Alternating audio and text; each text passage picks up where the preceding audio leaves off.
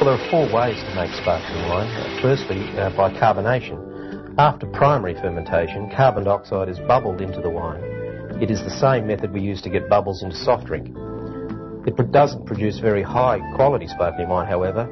It's more of a beverage you'd find at the bottom end of the sparkling wine market. The second way to get the fizz we love is tank fermentation, sometimes called the Charmat method. This is where secondary fermentation occurs in a pressure tank.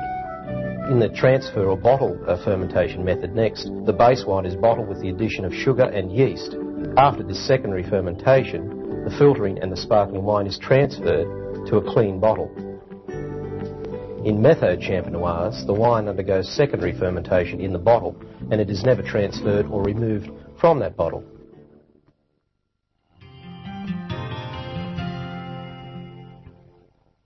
As per white wine vinification techniques, you're really making a white wine. At the end of vintage, when you have all these individual base wines sitting around in tank, you add liqueur de tirage, which is adding somewhere between 18 and 20 grams per litre of residual sugar. You're then inoculating with a yeast culture, and you bottle this. What happens there is that a secondary fermentation takes place, where the yeast converts that predetermined amount of sugar into CO2, carbon dioxide, which is the gas in champagne, and alcohol. There's two different styles of wine we make here. One is the transfer product, which is the German technique, and one is the traditional method champenoise product. The only difference in style there is the, how shall we say, the production technique, which is the method used to remove the yeast from the bottle after secondary fermentation and maturation on the yeast leaves.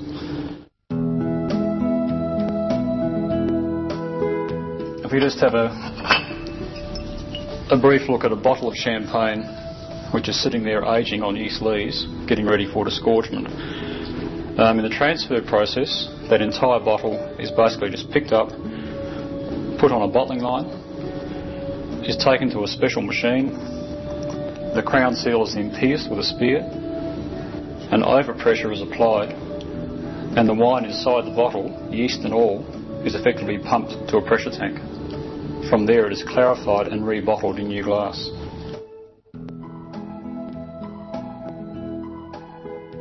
With method champenoise, what we have the bottle, yeast included, is carefully placed onto a shaking table. The bottle is slowly inverted, and the remoeur performs the technique of shaking or remoage, whereby the yeast leaves is carefully slid down the inside of the glass to a point where the bottle is deemed to be on point. The bottle is then placed in a neck freezing solution, a brine solution. An ice plug is formed. We can then invert the bottle, remembering that the yeast leaves is trapped in the ice, top of the bottle. The disgorgement process then takes place. We remove the crown seal. That forces the ice out. The same bottle is then placed on a bottling line. Liqueuring or dosage occurs. The cork is placed in the bottle, and it's basically expedition champagne. I think one important distinction is that with method champenoise, as in all good winemaking, you are not subjecting the wine to excessive movement or abuse, if you like. It's in that bottle, it stays in that bottle.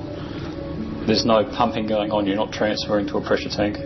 It is really the fine way to make a premium sparkling wine.